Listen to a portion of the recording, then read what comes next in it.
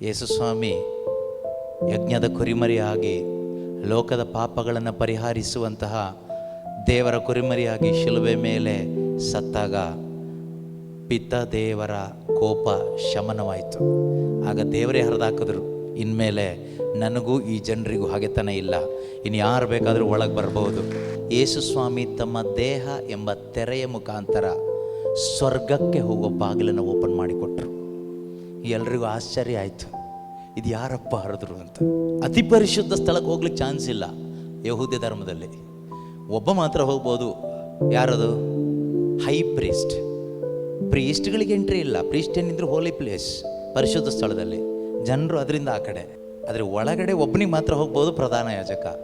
ಅದು ವರ್ಷಕ್ಕೊಂದ್ಸರಿ ಮಾತ್ರ. ಹೋದವನು ವಾಪಸ್ ಬರೋದು ನೋ ಗ್ಯಾರಂಟಿ. ಆದರೆ ನಮ್ಮ ಪ್ರಧಾನ ಯಾಜಕ ಪ್ರಭು ಯೇಸು ಯಾವುದೋ ಕುರಿಮರಿ ರಕ್ತ ತಗೊಂಡು ಹೋಗಿಲ್ಲ, ತಮ್ಮ ಸ್ವಂತ ರಕ್ತವನ್ನು ತೆಗೆದುಕೊಂಡು ಪಿತನ ಬಳಿಗೆ ಹೋದರು. ಅವರು ವಾಪಸ್ ಬರ್ತಾರೆ. ಅವರು 100% ವಾಪಸ್ ಬರ್ತಾರೆ. ಯಾರನ್ನ ಕರ್ಕೊಂಡು ಹೋಗ್ಲಿಕ್ಕೆ ಗೊತ್ತಾ? ಈ ಹರಿದು ಹೋದ ಪರದೆ ಮುಂದೆ ಕೂತ್ಕೊಂಡು ಯೇಸುವಿನ ಆಗಮನವನ್ನು ಕಾಯ್ತಾ ಇದ್ದಾರಲ್ಲ, ಒಳಗೆ ಮೇಲೆ ಹೋದಂಥ ಪ್ರಧಾನ ಯಾಜಕ ಬರ್ತಾನೆ ಅಂತ ಕಾಯ್ತಾ ಇರ್ತಾರಲ್ಲ, ಅವ್ರನ್ನೆಲ್ಲ ಆ ಪರದೆ ಒಳಗಡೆ ಕರ್ಕೊಂಡು ಹೋಗ್ತಾರೆ.